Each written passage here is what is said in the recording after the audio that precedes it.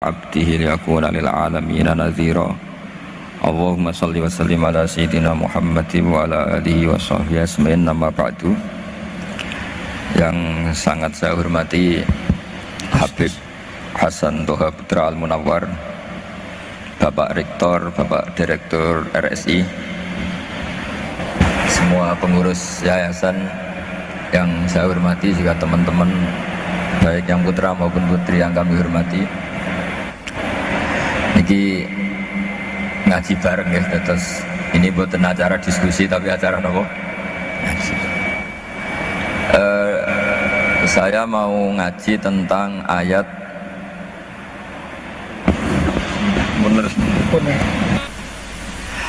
Qul bi fadlillahi wa bi rahmatihi fa bidzalika falyafrahu. Ajarkan Muhammad atau katakan Muhammad pada umatmu, sebaiknya atau seharusnya mereka hanya gembira dengan melihat fadlnya Allah dan rahmatnya Allah. Ini harus kita pahami mulai dari konstruksi yang paling pokok, yaitu akidah. Dua ahwal, ahwal itu satu perilaku sosial, tiga mutammimat, sesuatu yang tidak pokok tapi kita butuhkan dalam mengawal hidup ini. Saya beri contoh, orang itu sampai maksiat itu karena cari kesenangan. Misalnya baru penat itu, ingin seneng, ada orang yang macam-macam lah, ingin melihat maksiat, apa itu pornografi, apa nyabu, apa macam-macam. Itu sebetulnya agama punya konsep yang luar biasa, yaitu seharusnya seseorang itu gembira dengan ketaatan. Lalu pertanyaannya, caranya gembira gimana? Gembira itu mudah. Jadi misalnya kamu sujud sama Allah Subhanahu wa taala. Terus cara berpikir begini, ini sekaligus ijazah. Cara berpikir begini. Ya Allah, ini kata Sayyidina Ali, kafani izzan an akuna laka abdan wa kafani fakhron an takuna li robban. Ya Allah, betapa sialnya saya andaikan saya jadi budak dari makhluk yang sama. Misalnya sampean itu seorang kiai atau rektor atau doktor atau orang terpelajar, kemudian kamu jadi budak atau hamba dari makhluk yang setara, betapa hinanya saya. Maka kata Sayyidina Ali, ya Allah, saya ini cukup bahagia, cukup bangga karena jadi budak, jadi hamba dari zat yang super atau yang maha super. Ini kok Allah Subhanahu wa ta'ala. Sehingga ada kebahagiaan yang luar biasa karena menjadi hambanya Allah Subhanahu wa ta'ala. Setelah bangga dengan jadi hambanya Allah, maka kita akan malu. Malu misalnya, kok saya bahagia itu nunggu melihat pornografi, melihat maksiat. Itu terus menjadi malu. Kenapa saya bisa didikte oleh hal-hal seremeh itu? Ya, kita malu karena didikte oleh hal-hal yang seremeh itu. Karena kita didikte oleh nafsu. Jadi izzatun nafsi, satu harga diri seseorang itu harus dihidupkan untuk hanya tunduk kepada Allah Subhanahu wa ta'ala. Sehingga Nabi itu melatih satu logika tarkul ma'asi. Nabi itu dulu ketika ada seorang pemuda yang, ya karena mungkin pemuda ya, dia itu mau masuk Islam, tapi uniknya kata pemuda tadi, saya masuk Islam tapi asal dibolehkan bebas zina. Jadi ini agak sableng gitu. Jadi mau masuk Islam syaratnya dibolehkan apa? Zina atau free sex gitu. Karena orangnya agak hiper. Itu Nabi tidak langsung mengancam dengan neraka, enggak. Ketika mau pamit gitu, semua sahabat melarang. Mah itu jangan, kamu jangan sowan Nabi, itu permintaan yang enggak masuk akal. Setelah lama ditahan, terjadi kegaduhan di masjid. Nabi dengar itu ada apa itu? Itu ada pemuda yang mau masuk Islam tapi yasta'dzinuhu fi zina, tapi mereka minta izin ke Nabi untuk tetap boleh zina. Kata Nabi, pemuda itu suruh masuk, suruh menghadap saya. Ketika menghadap Nabi, Saya ulang lagi, ketika menghadap Nabi, Nabi mengajarinya itu luar biasa. Nabi tidak langsung mengancam dengan neraka atau dengan azab, itu enggak. Tapi kata Nabi, atuhibbuhu li ummik, kamu suka kalau ibu kamu itu jadi demenannya orang banyak? Oh enggak ya Nabi, yang demen ibu saya tak bacok kan. Karena ini ya agak preman, di mana-mana orang nakal agak preman. Terus atuhibbuhu li bintik, kamu suka kalau putri kamu ya digitukan orang-orang? Oh ya enggak Nabi, yang gitukan putri saya tak bacok. Atuhibbuhu li kholatik, kamu suka kalau bule kamu digitukan? Atuhibbuhu li ammatik, kamu suka kalau saudara bapak kamu digitukan?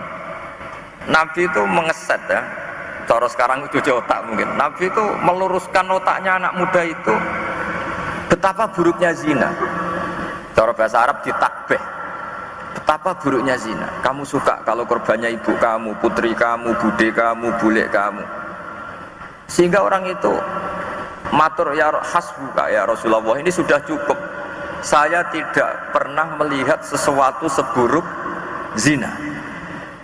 Jadi fa'alqallahu fi qalbihi bughdha zina. Kemudian Allah meletakkan di hatinya, menanamkan benci zina.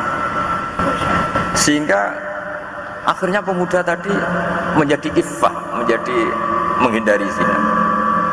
Artinya begini ya, ini mungkin yang lolos dari para kita sebagai dai, kita tidak belajar banyak tarbiyahnya Rasulullah Shallallahu Alaihi Wasallam. Jadi kalau kita benci maksiat itu jangan hanya ditahdzir, ditakutkan neraka, itu enggak, jangan hanya itu, tapi di logika.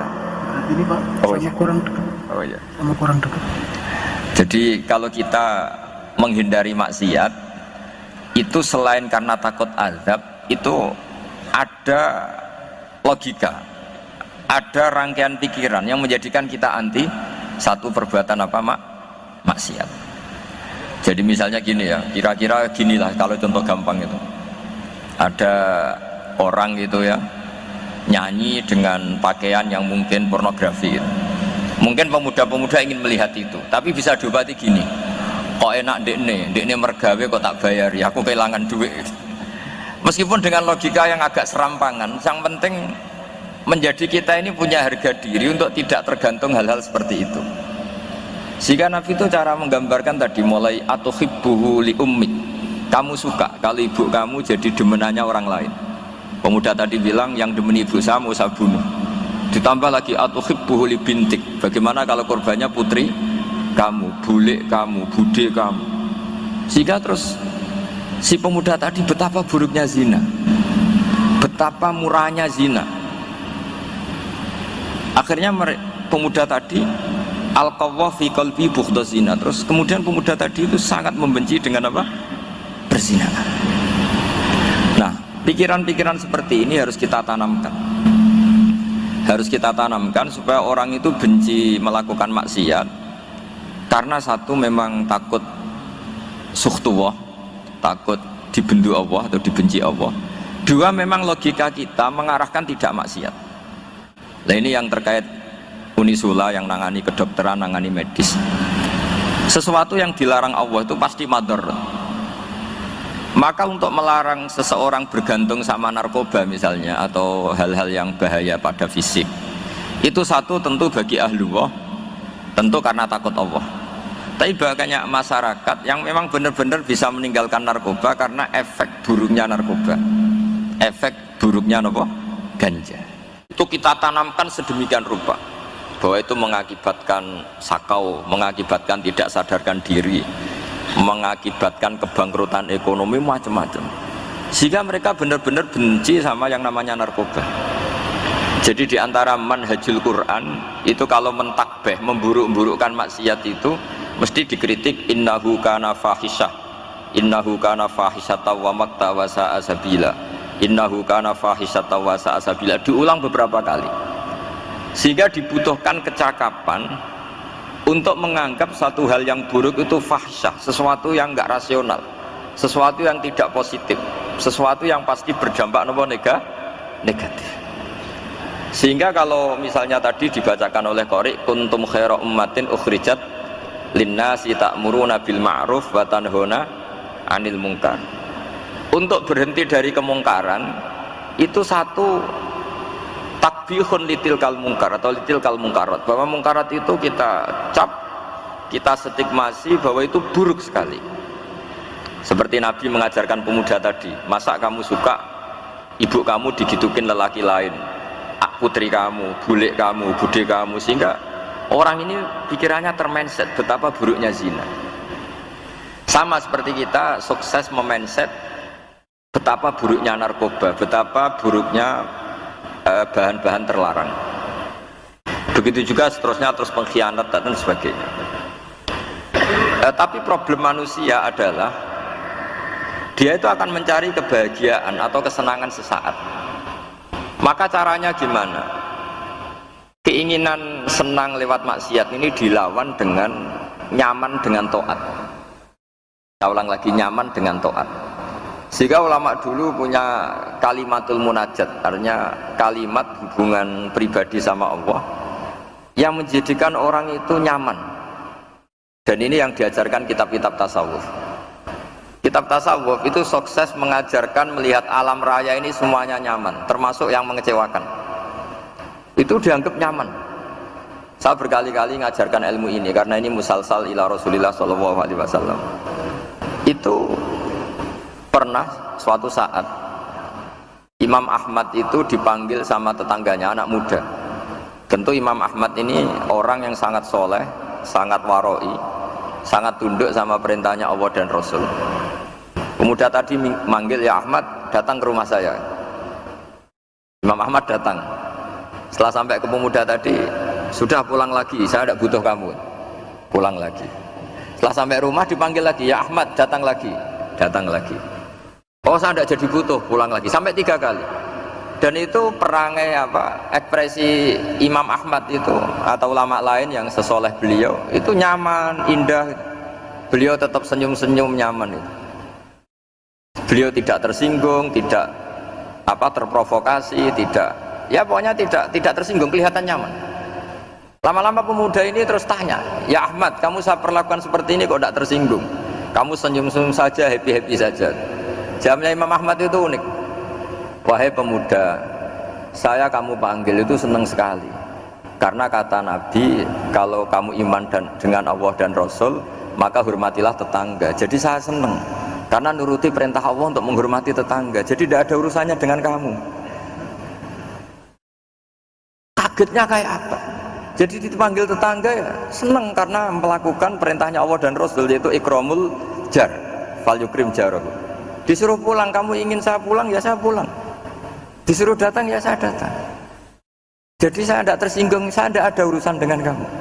Urusan saya dengan Allah Subhanahu wa Ta'ala.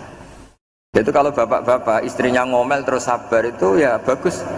Saya tidak punya urusan. Kalau kamu terprovokasi oleh istri, berarti kamu didikte oleh makhluk.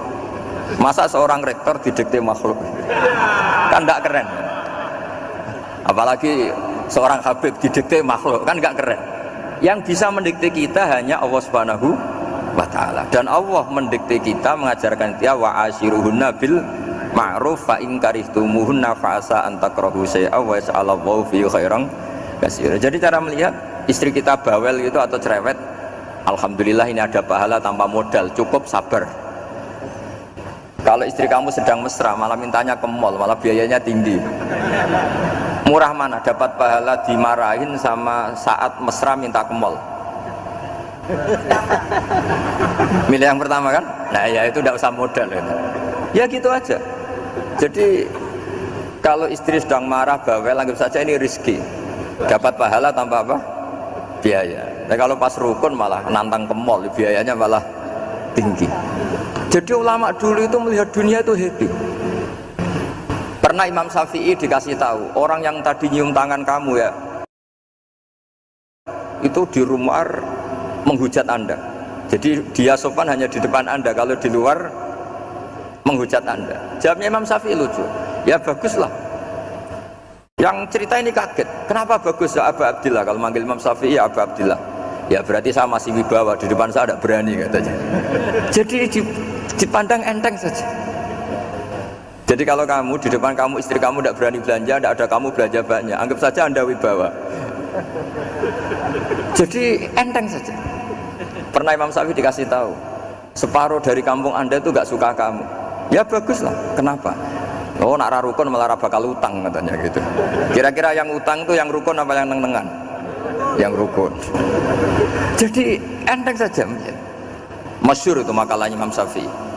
Waman asa'a ilaika faqad atlaqaka. Orang yang berbuat buruk sama kamu berarti membebaskan kamu. Kalau saya sedang nenengan sama Habib Hasan Toha Putra, beliau naik Alphard nggak nawarin saya sah karena baru nenengan. Tapi kalau sedang rukun malah harus repot mana? Rukun sama tidak rukun? Repot rukun sebetulnya. Jadi Imam Syafi'i itu happy saja. Kalau sedang rukun sama tetangga ya dianggap rukun itu satu kenikmatan. Sedang tidak rukun ya dianggap satu kenikmatan. Jadi orang dulu itu serilek itu melihat dunia. Kalau kita kan enggak, ego. Wah saya ini suami kok dimarahin istri. Wah ini egonya bangkit. Padahal egonya bangkit itu ada kebodohan di situ. Yaitu seorang rektor didikte seorang istri, seorang makhluk. Apalagi kalau Anda daftar wali itu tidak akan jadi wali. Ini wali kok tunduk sama makhluk. Karena didikte apa? Makhluk. Maka Imam Ahmad ketika tetangganya bully gitu ya santai saja, beliau happy. Ketika pemuda tadi eskal janggal, kenapa kamu gak tersinggung ya Ahmad? Memangnya saya harus tersinggung gimana? Kan tak panggil tidak jadi, tak panggil tidak jadi. Hei pemuda, saya ini tidak punya urusan dengan kamu. Saya nuruti kamu karena perintahnya Allah. Saya senang melakukan perintah Allah, harus berbaik sama kamu. Sampai 3 kali. Jadi kebahagiaan ini pula yang harus kita latih dalam melakukan ketaatan. Tapi kalau kita sudah tidak bahagia dengan taat itu bahaya sekali. Ambil lagi. Mantap.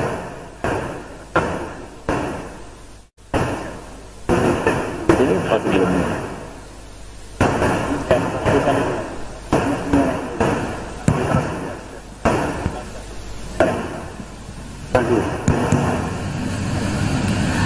Harus begini bang prosedurnya. Didikte makhluk gitu. Gimana? Didikte panitia. Yang itu aja pakai stand. Oh yang ini. Baik bagus ini tas. Anut saja. Pakai itu bulan apa ya? Kasihkan.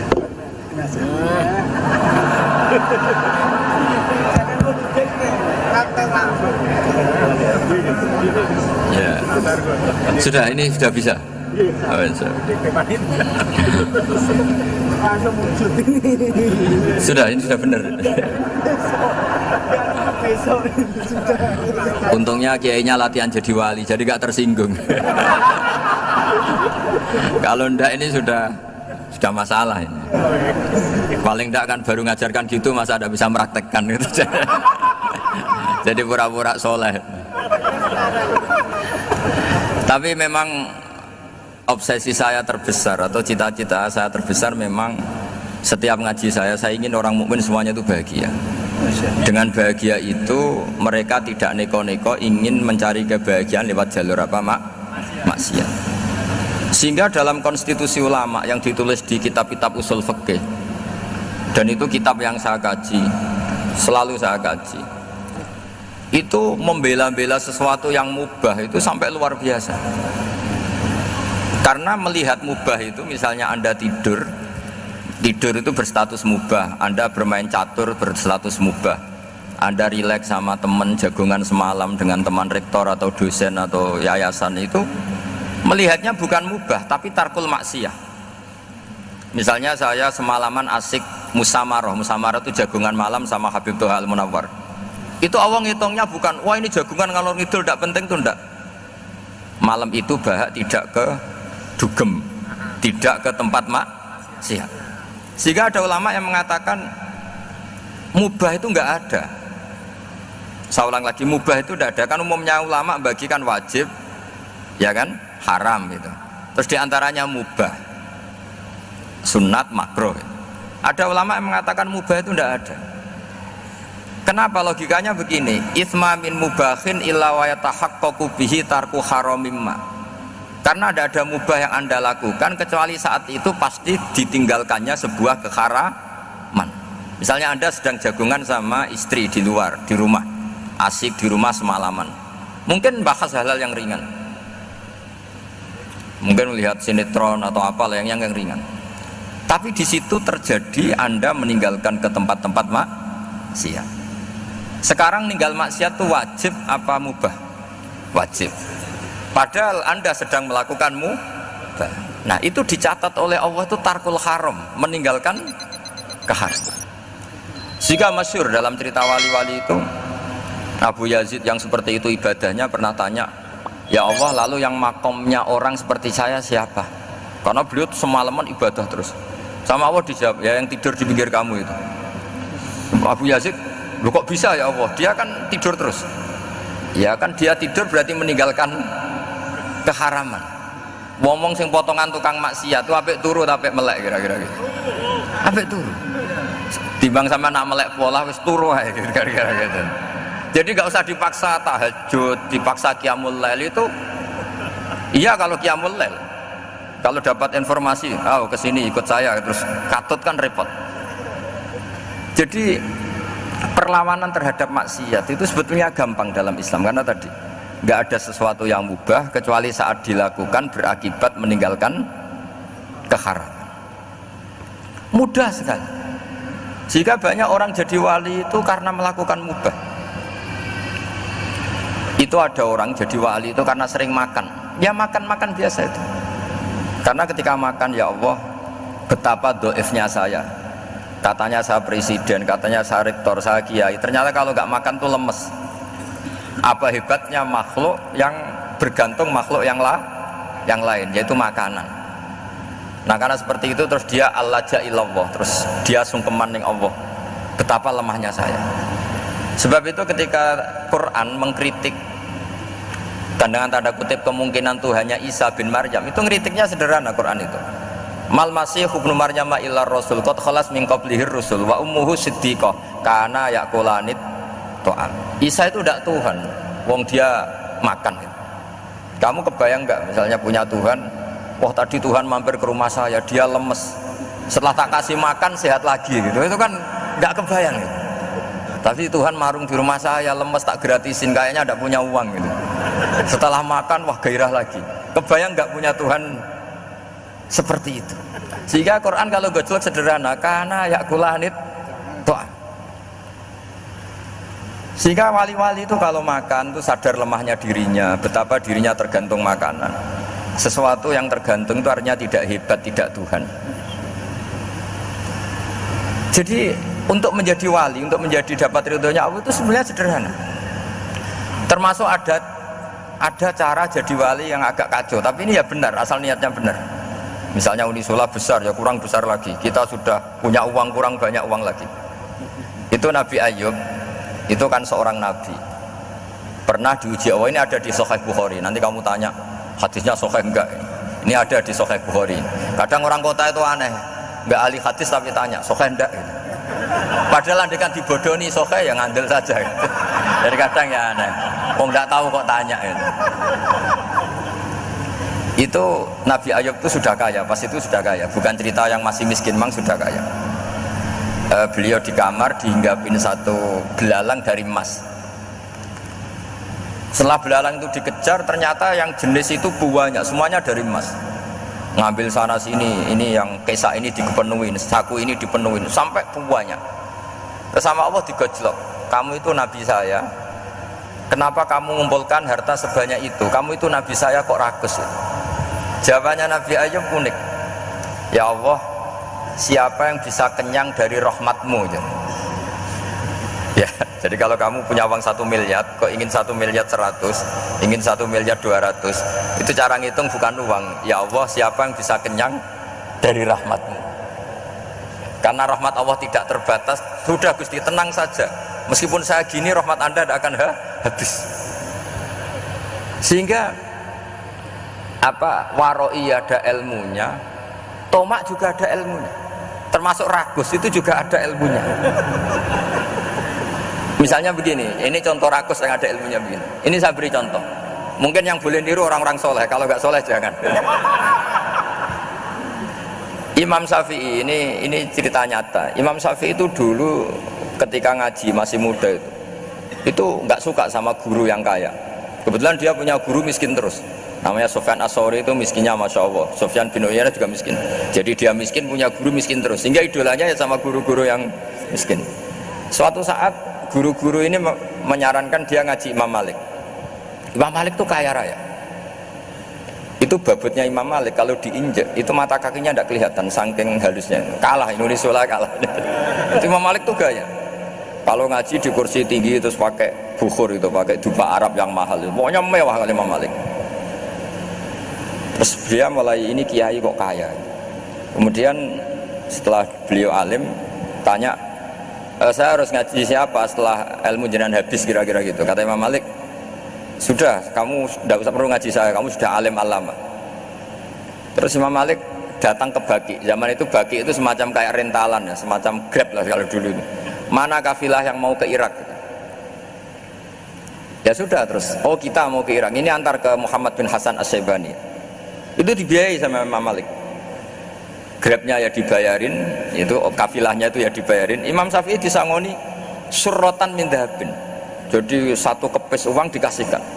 Itu pernah tak hitung semurah-murahnya itu sekitar 60 juta. Imam Syafi'i mulai mikir, kiai yang saya kritik lomo, sing kiai miskin tak puji, gak pernah ngamal kan, tentu orang miskin kan. Setelah datang ke Muhammad bin Hasan As-Syaibani, beliau itu pakar usul fikih, muridnya Abu Hanifah. Beliau al-usuli, pakar usul fikih. Itu Muhammad bin Hasan As-Syaibani itu kalau ngitung emas, itu di ruang tamu. Uangnya miliatan, emasnya banyak. Dari kota ini dipindah ke kota ini, emas kalau ngitung di ruang tamu. Bukan di kamar, di ruang tamu. Imam Syafi'i tambah kaget. Imam Malik kayak gitu sudah saya soal, malah ini kaya raya. Setelah Imam Syafi'i kelihatan kaget, digojlok sama Muhammad bin Hasan As-Syaibani karena beliau senior. Atajabu min hadza, kamu aneh melihat ini? Iya. Kenapa? Ulama kok kaya raya. Terus kata Muhammad bin Hasan, ya sudah, uang ini tak kasihkan orang-orang fasik, binti gue demenan, gue nyabu, gue macam-macam. Oh jangan, nanti dipakai maksiat. Oh jenengan mawon sing suka. Semenjak itu Imam Syafi'i rubah mindset. Jadi kalau kampus ini ingin akreditasi A, ingin mulia, ingin apa, kamu ridho kalau yang punya prestasi seperti itu adalah orang-orang fasik? Ridho enggak? Enggak kan? Maka didoakan ini. Nah itu namanya berpikir secara usuli.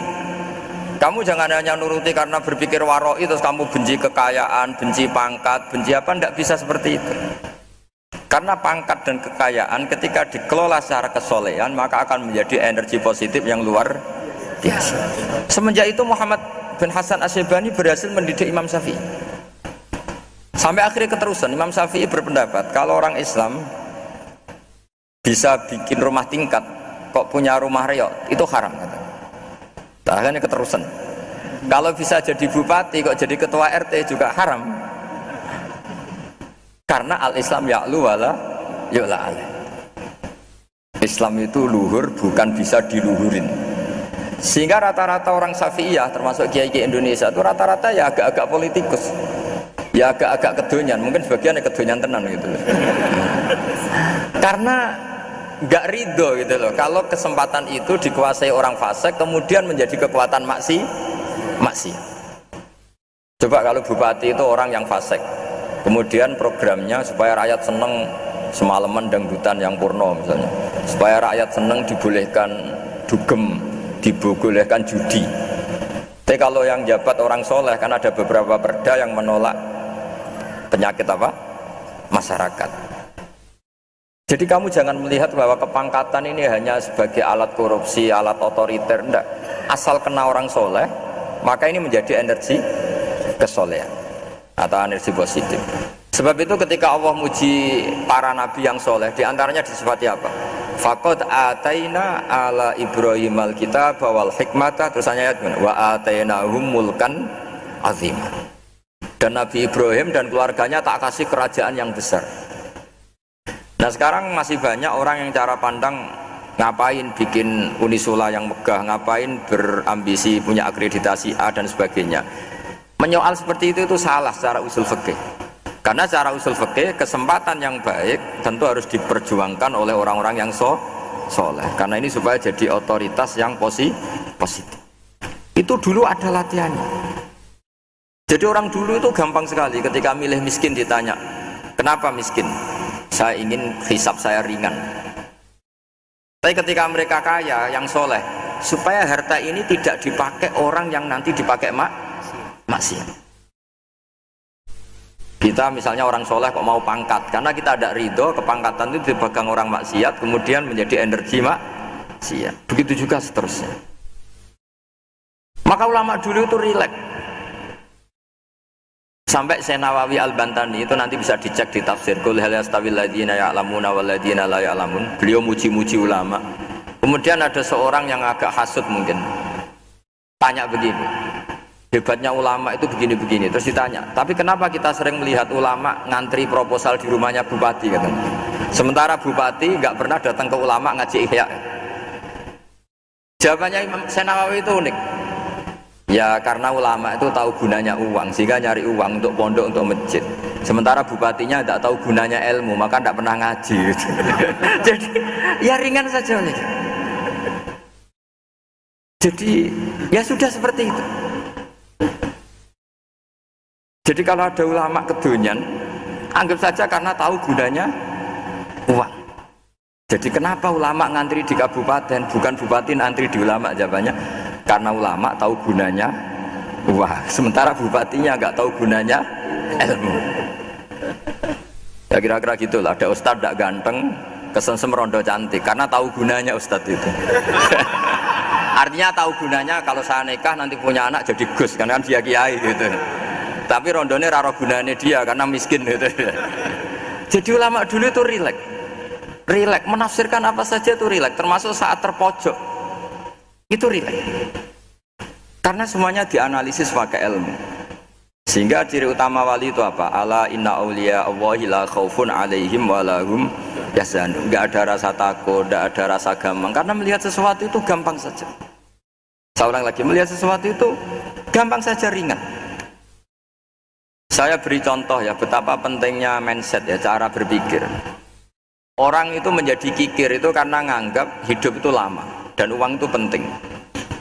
Kalau zaman Nabi itu sederhana kalau melihat hidup. Pernah suatu saat Nabi itu punya jatah makan, karena Nabi itu hidupnya juga pas-pasan. Jadi Nabi itu unik. Beliau di satu sisi kaya raya, bisa ngurmat Abu Hurairah, Ammar, Suhaib. Ashabu Sufa itu dirawat Nabi semua. Itu kan kaya, bisa ngerawat sekian orang. Tapi di sisi yang lain untuk pribadinya beliau miskin. Kadang nggak bisa makan hari itu. Tapi di saat yang sama bisa merawat Ahlus Sufa. Jadi keliru kalau orang hanya cerita Nabi itu miskin, untuk makan dirinya aja susah. Itu keliru. Kelirunya kalau tidak diteruskan, tapi Nabi mampu menghidupi Ahlus Sufa. Singkat cerita, jatah makannya Nabi itu dikasihkan orang. Ketika Nabi ditanya, ya Aisyah, makanan jatah saya di mana? Oh ya Rasulullah, tadi ada orang minta tak kasihkan, maka makanan itu habis. Apa kata Nabi? Kamu salah Aisyah. Yang kamu kasihkan itu justru yang masih. Ya yang kamu kasihkan itu justru yang masih. Sehingga Nabi menganggap, makanya Nabi terus ngendikan. Ya kalau mukhatabnya lelaki ya kira-kira begini. Wahal laka min malika illa ma akalta fa'afnaita walabista fa'ablaita. Terus tanya watasaddaqta fa'abqaita, kata Nabi. Harta kamu ya kamu makan kemudian ke WC jadi kotoran, atau punya pakaian mewah nanti rusak. Watasaddaqta fa'abqaita. Ada yang kamu sedekahkan yaitu yang abadi sampai akhirat. Sehingga banyak pengusaha yang mencintai saya setelah tak ajari hadis itu, misalnya punya uang 1 miliar karena dia spekulan atau pedagang rawan bangkrut, disedekahkan ke masjid 50 juta, yaitu yang abadi. Jadi kalau suatu saat bangkrut, dia masih punya uang 50 juta di akhirat. Jadi Nabi itu mengajari sedekah itu apa? Ya sedekah itu pengabadian uang. Kalau kita kan enggak, bilang sedekah itu nguras uang. Itu pikirannya setan, dan pikirannya orang Islam. Itu cara berpikir setan, bukan cara berpikir umat apa? Sehingga Sayyid Ali Zainal Abidin itu kalau ada orang minta, kemudian beliau ngasih, itu beliau bilang gini, marhaban biman hamala zati ilal akhirah. Matur nuwun nggih jenengan sing beto sangu kula nate. Dadi dianggap teller saja. Orang yang minta uang beliau itu dianggap tukang nyatet bank itu. Karena sudah ditabungkan, ya sudah. Kalau kita kan enggak, wah pengemis itu ganggu gini-gini. Kecuali pengemis profesi ya mungkin kita agak-agak enak. Kemarin zaman akhir tuh ada pengemis apa? Profesi, jadi repot zaman akhir. Terus tak beri contoh lagi kebahagiaan ketika kita milih Islam moderat. Islam kita diajarkan guru-guru kita, utamanya oleh guru kita Mbah Maimun. Saya juga sering ketemu beberapa ulama dunia, termasuk Habib Umar. Saya juga ikut sowan ke sini pas beliau sama Habib ini Hasan Toha Putra di sini sama orang-orang moderat itu cara berpikir juga luar biasa indah. Beliau pernah cerita ya, beberapa ulama lah, banyak yang cerita itu.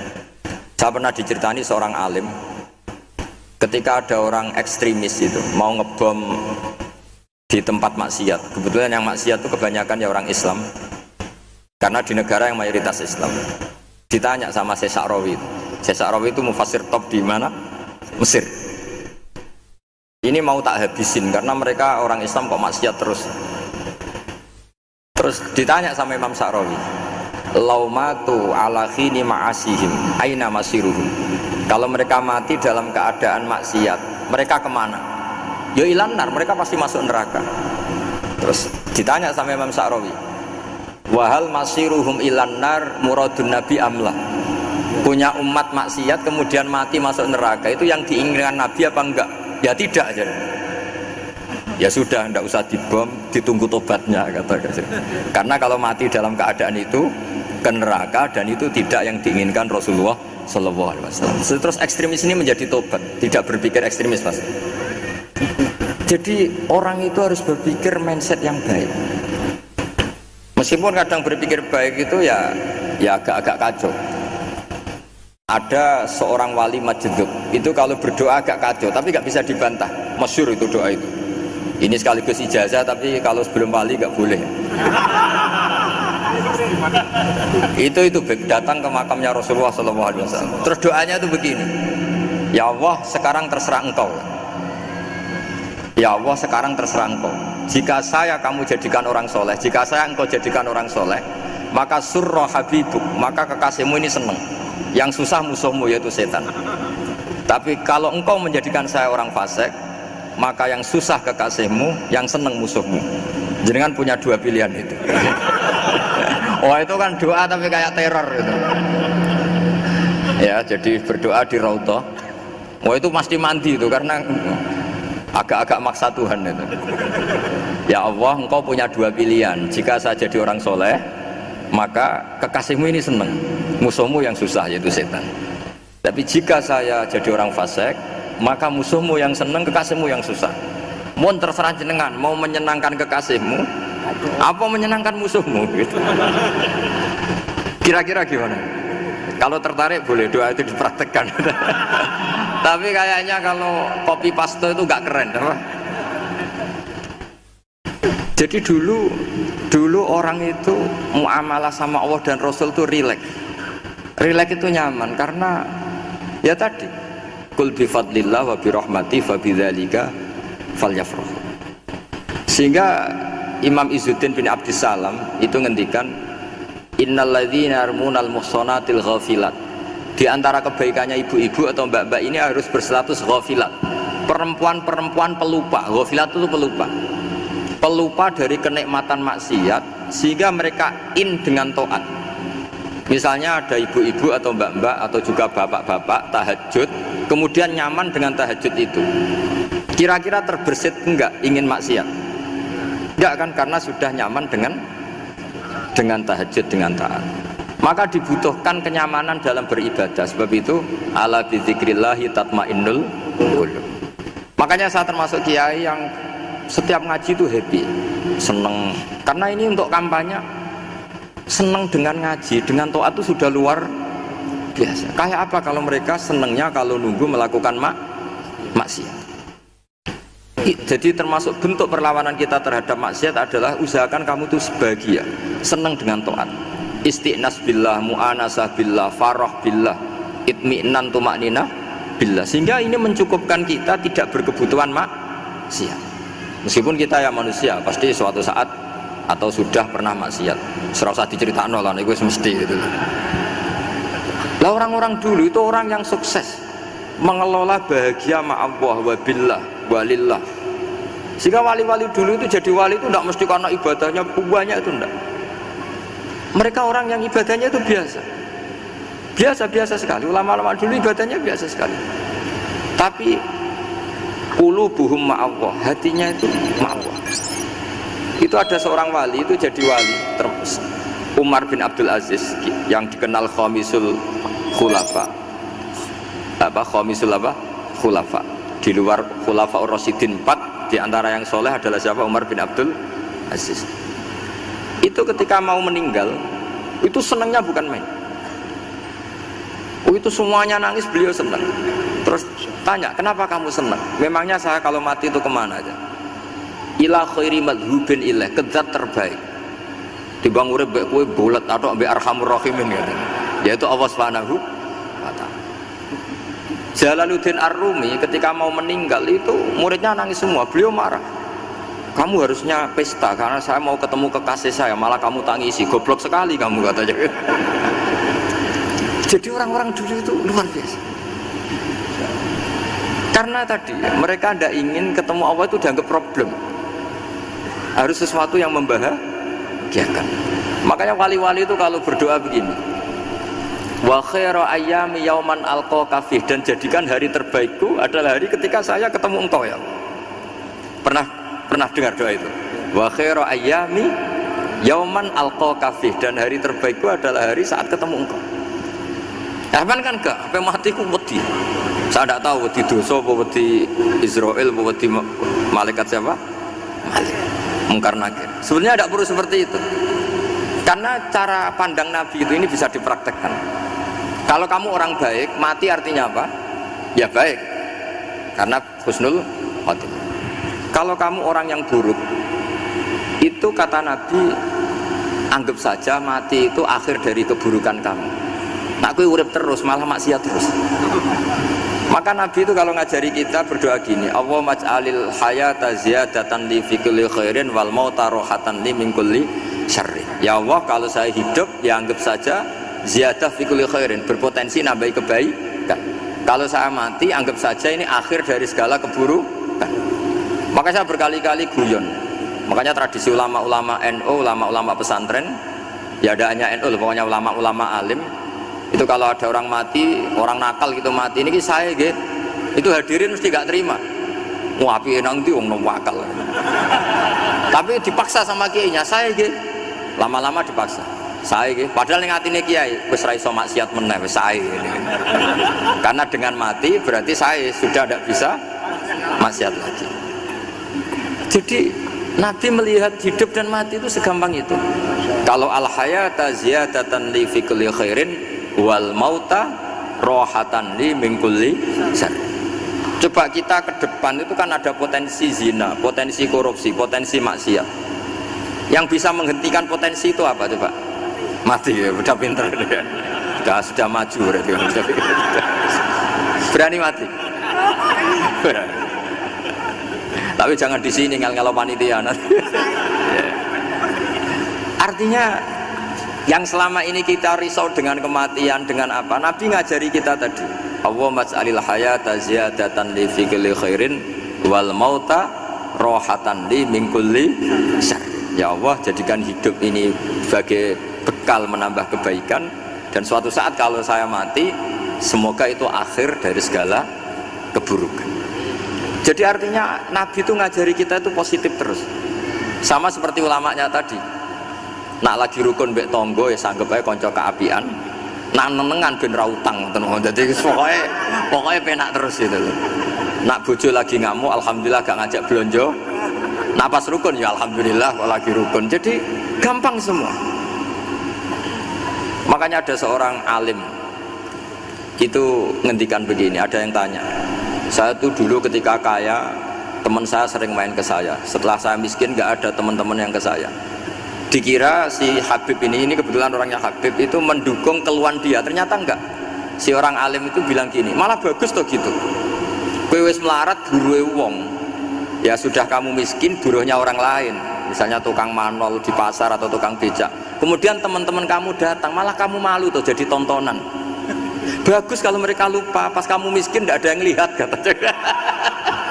Jadi apa ya, dianggap enteng saja gitu. Akhirnya orang ini nggak jadi ngeluh. Selama ini kan kita ngeluh ya, ketika miskin teman-teman nggak datang. Coba kalau mereka datang pas kamu buruh bikin botol di orang lain, mantan bos buruh, malu nggak? Milih datang kepada? Nggak lah, sudah bener itu. Jadi ulama dulu itu makanya sering baca biar tahu solusi hidup. Jadi ulama dulu tuh gampang sekali melihat kehidupan itu, gampang sekali, indah, gampang. Sekarang tuh enggak. Orang itu cara berpikir nuruti nafsu, itu yang bahaya. Makanya Quran kritik ara'aita man ittakhadha ilahahu hawa. Orang yang cara berpikir itu nuruti hawa nafsu. Kalau zaman Nabi, zaman sahabat, zaman ulama itu enggak seperti itu. Sehingga cara berpikir itu mudah. Makanya kata Nabi, absyiru ya ma'syaral muslimin, kata. Kamu harus senang ya ma'syaral muslimin. Allah sekarang buka pintu langit yang sebelumnya enggak pernah dibuka. Dan Allah yubahi bikum malaikatah, dan Allah membanggakan kamu kepada para malaikatnya. Kenapa? Umatnya Muhammad, umatnya Rasulullah Muhammad SAW itu kalau sampean kepengen mati setiap saat itu baik, itu resepnya gampang kata Nabi. Addu faridotan wantadzoru ukhra. Jadi Allah memberitahu, ya Muhammad, umatmu ini luar biasa. Jadi misalnya tadi kita sholat subuh, ditanya, Bahak kamu sekarang ngapain? Nunggu sholat duhur ya. Setelah sholat duhur ditanya lagi, nunggu apa asar? Sehingga faman kanat hijratuhu ila Allah wa rasulih fa hijratuhu ila Allah. Jadi kalau ya sudah, ini tak ijazahkan, kalau setelah sholat subuh nunggu apa? Duhur. Setelah duhur nunggu. Sehingga ketika kita mati itu statusnya penunggu sholat. Tapi kamu kan enggak, miskin, kenapa? Penunggu kaya. Ya itu enggak masuk surga ya. Penunggu kemapanan. Berarti kan menunggu sesuatu yang seleranya nafsu. Beda kalau penunggu sholat, berarti kamu di dunia menunggu ritual ibadah. Maka diantara ijazahnya Nabi apa? Addu faridotan wantadzoru ukhra, melakukan satu fardu, kemudian kita menunggu tugas berikutnya. Jadi niati saja setelah subuh nunggu apa? Duhur. Setelah duhur, meskipun kita di perapatan, apa? Nunggu asar. Tapi ya asar betul, jangan nunggu tok pas asar enggak. Jadi sebetulnya umat ini gampang sekali. Jadi di antara kebanggaan Allah, yubahi itu Allah bangga dengan malaikatnya adalah umat ini adalah addu faridotan wantadzoru ukhra, melakukan satu fardu kemudian menunggu fardu yang lain.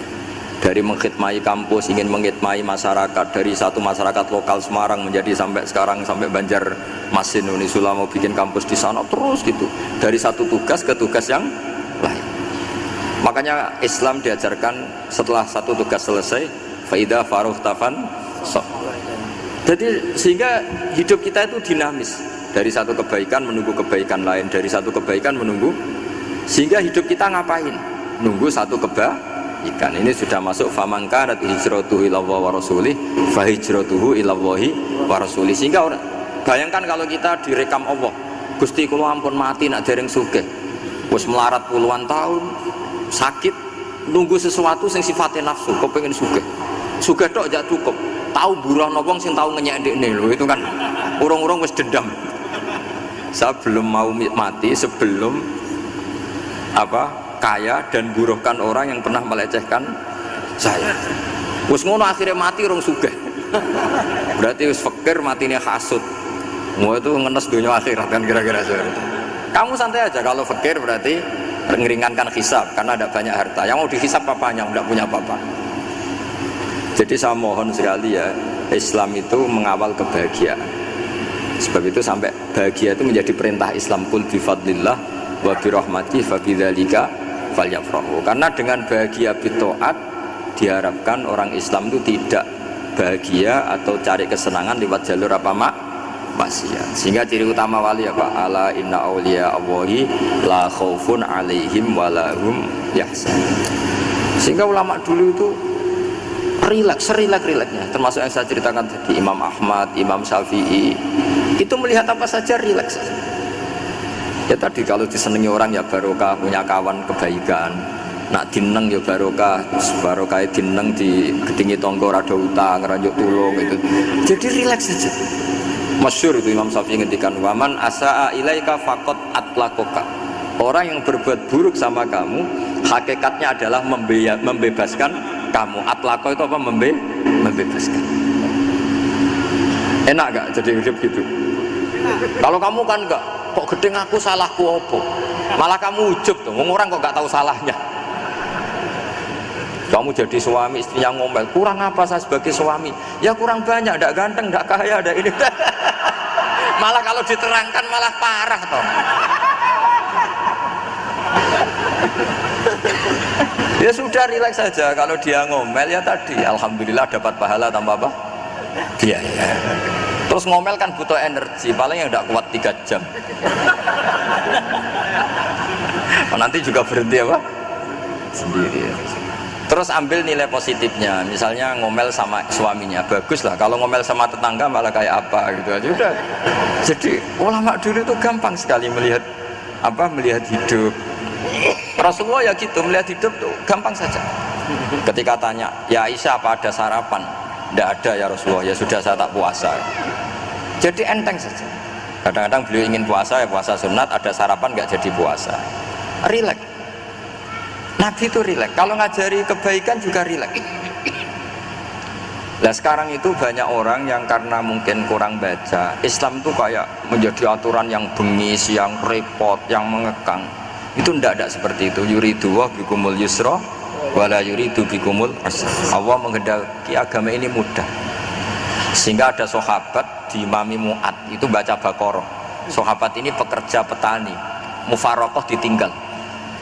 Ketika Mu'ad lapor, ya Rasulullah ini ada orang munafik, tengah-tengah sholat mufarokoh saya ditinggal. Yang disalahin itu tidak yang ninggal tapi Mu'ad. Afattanun anta ya Mu'ad, kami itu tukang fitnah, masa ngimami petani pakai surat Baqarah. Jadi yang disalahkan ini imamnya. Kalau kamu jadi imam, sholatnya ya yang cepat. Makanya terus banyak orang kecepatan karena tadi. Jadi Nabi itu enteng sekali. Jadi apa ya, Nabi itu beda dengan yang kita bayangkan, beda. Nabi pernah ngaji di masjid, kemudian ada tetangga lewat pakai cangkul ke kebun. Semua sahabat gerutu, ini orang tidak benar, ada Nabi ngaji ditinggal saja ke kebun, tidak ikut ngaji. Jawabannya Nabi, tidak, itu bagus, itu ikut sunnah saya. Kenapa ya Rasulullah? Dia kerjanya nyari halal, dan untuk menghidupi keluarganya itu juga ajaran saya. Sehingga yang ngaji ya ajarannya Nabi, yang nggak ngaji karena kerja mencukupi keluarga juga ajarannya Nabi. Segampang itu. Oh, kalau kayaknya kamu kan, wes gak roh akhlak kan gitu. Nabi rileks saja nek ngene. Sampean bisa lihat itu di Ihya, di bab Fadhailul Kasbi. Makanya ini penting sekali supaya orang itu berpikir Islam atau mendakwahkan Islam itu berdasar sanad ya yang muttasil yang pernah dilakukan Rasulullah SAW. Semoga barokah. Assalamualaikum warahmatullahi wabarakatuh.